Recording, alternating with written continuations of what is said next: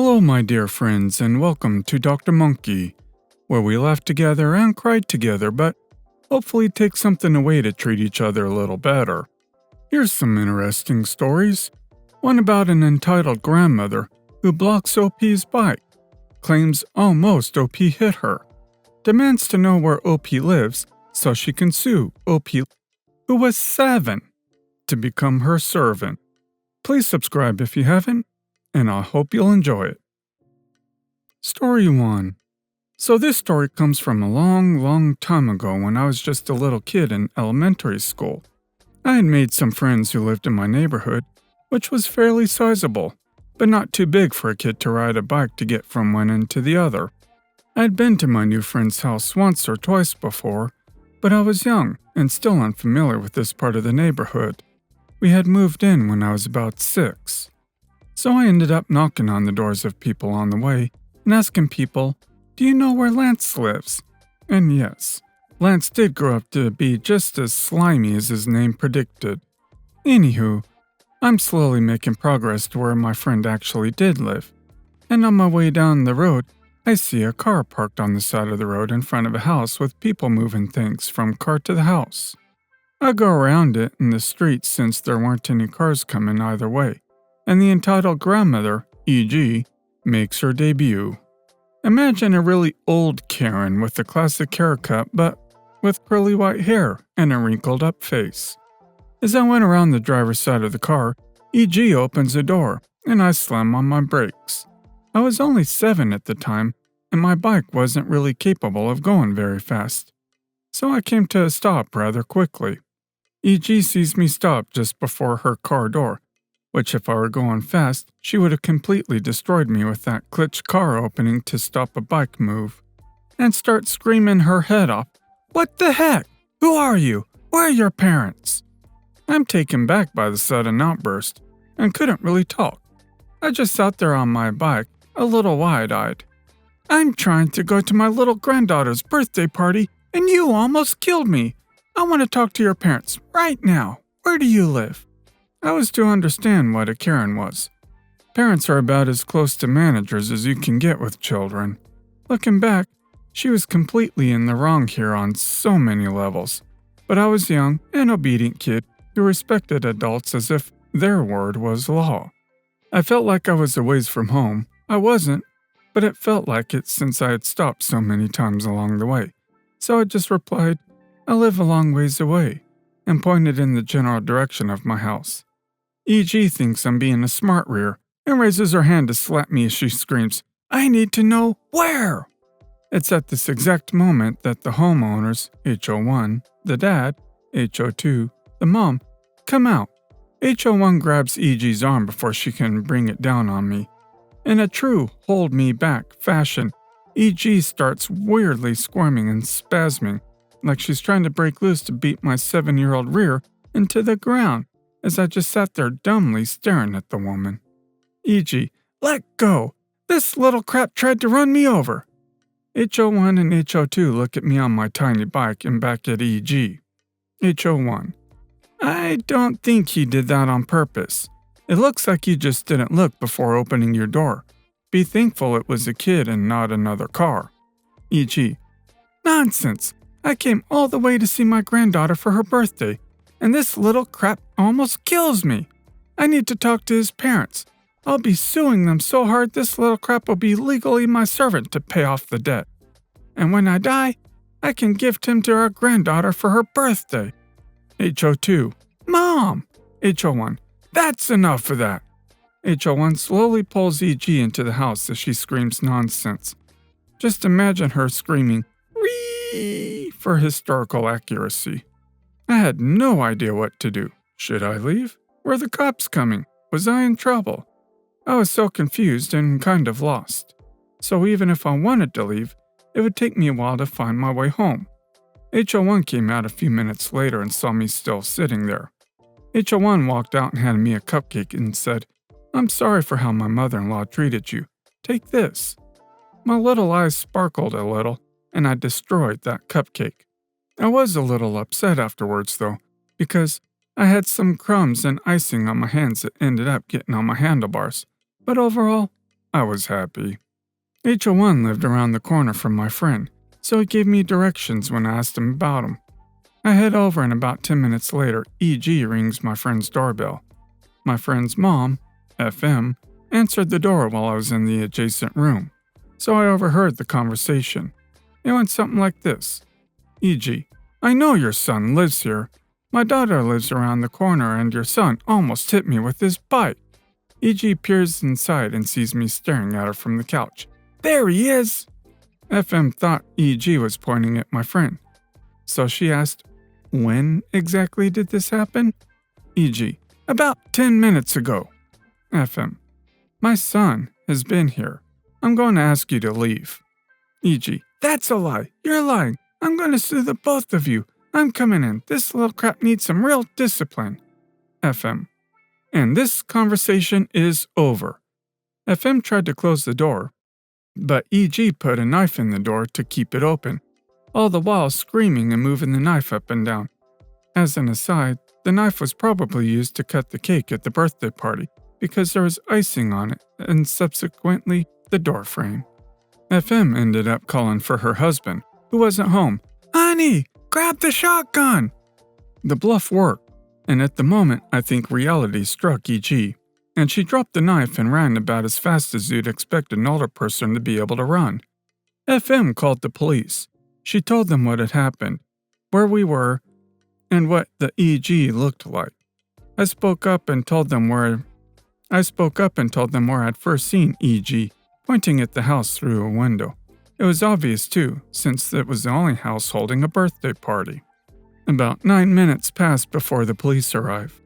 I stayed at the house for obvious reasons, but the police started asking me questions and making sure I was okay when I heard a muffled call over the radio. A lot of police officers ran from my friend's house to the house I had pointed out, and I stared out the window as I saw EG get tackled to the ground from behind. I did some digging, and the police report says she was tased before being tackled and cuffed because she had attacked an officer who tried to move her to a squad car. Sweet, savory justice was served. Or maybe that was just HO1's cupcake.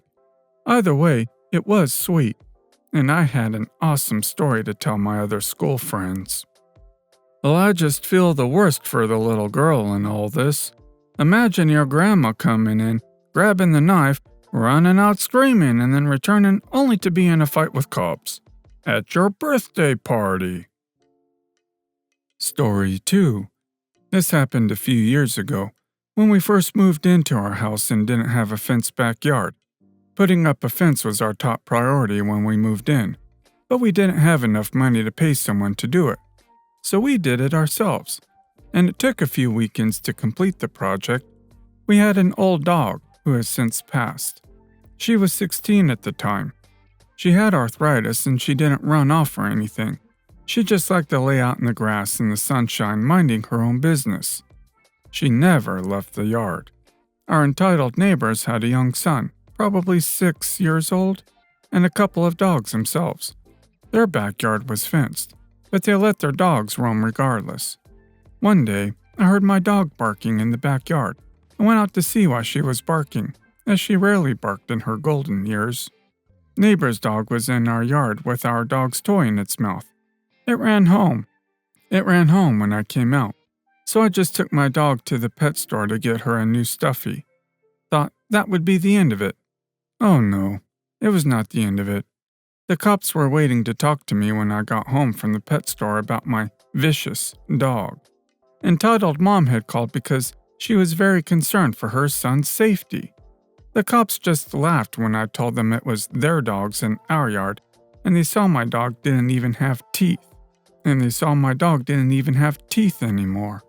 The cops offered to retrieve the stolen stuffy, but I told them not to worry about it. We promised just to keep her inside or on a leash until the fence was finished, to keep the peace in the neighborhood. Thought that was the end of it again. And again, I was wrong. Entitled Mom knocked on the door and proceeded to skewer me out from my unsecured vicious dog and let me know she was going to prosecute me to the full extent of the law. Her precious little prince could be injured by my old sleepy dog because She barked at her dog when her dog stole my dog's toy. I don't think Em got the reaction she wanted from the police, so now she was going to try and make my life hell. I told her, I'm concerned about your son's safety too. That's why we're keeping her inside and on a leash until the fence is finished. I also have a video on my phone of you leaving your son in the driveway crying last week when he didn't want to get in the car for school, and you drove off and took a few laps around the block to teach him a lesson. And then he was running down the street after you screaming, Mommy, Mommy, come back. He was in so much danger that day. I was so concerned for his safety I recorded it and kept my eye on him the whole time so he doesn't get hurt. She turned as pale as a ghost, then red as a tomato. Told me I was the nastiest idiot she'd ever met in her life and stomped back home. I really didn't have video evidence, but I was standing at the mailbox when it happened. So I saw and heard everything, and I did stay there to make sure no cars came along to run him over. It was a quiet morning with no traffic luckily, and she did come back like 5 minutes later. LOL. Wah! Wah! I'll leave my precious prince crying and screaming all alone, but your toothless old dog is a threat. What goes through these people's minds? Well, I do not know what goes through these people's heads, OP. But I bet everything, even a mindless little bird that is scared of people, is a threat to her beautiful little child. That she left crying in the driveway for 5 minutes to apparently teach him a lesson. Anyways, Em really got her stuff shot back in her face. Good job, OP. Story 3. So the house next door was turned into a daycare in the beginning of August, and I've never had any problems with them until a few days ago. In my country, the layout of a house is completely different, and we have walls around our houses. I don't know if this is relevant, but okay. I was hanging in the backyard listening to some music. It was very hot and I wanted to get away from the electronics for a while, so I decided to just chill there. From my porch, I heard the kids playing and screaming, so I turned the music a little bit louder and figured it would be okay. My mom was at work and my father was out of town for a few days, so it wouldn't bother anyone. Just for clarification, the songs were family-friendly, but they were mostly gay. So, I turned off the music and went inside. As the sun was setting, that's when I heard the doorbell. I thought it was mail since I was expecting a package to be delivered. I answered it, and that's when I knew trouble was coming. Me. Who is it? Em. Oh, I am Em. My son goes to the daycare next door. I went outside and opened the gate just to see the Karen of the Karens right in front of me. The woman had the typical Karen haircut and blonde, almost yellow hair. I just put a smile on my face and tried to be nice. Me. How can I help you? Em. Hey, sweetie. I noticed you were listening to some music. It was you, right? I recognized the voice from the pitchy singing. Me. Yes, it was me. Again. How can I help you? Em. You know, that wasn't an appropriate song for a young lady like you. Me. Pardon me? Em. Sorry if this seems out of the blue. I'm just trying to look after the kids, you know? The volume was really loud, and the lyrics were very inappropriate. Where's your mommy so that I could talk to her? Yes, she did say mommy, as if I were 5. For some freaking reason, I started laughing, thinking the situation was funny, since I never imagined this kind of thing would happen to me.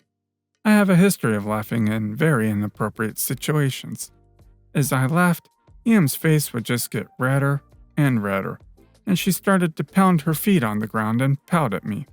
Em, what is so funny? Me, nothing. Em, where's your mother? I need to talk to your mother about your behavior. Me, well, my parents aren't home, and no, the lyrics were not inappropriate. It didn't even have cuss words in it, and even if it did, I don't think my mommy would mind.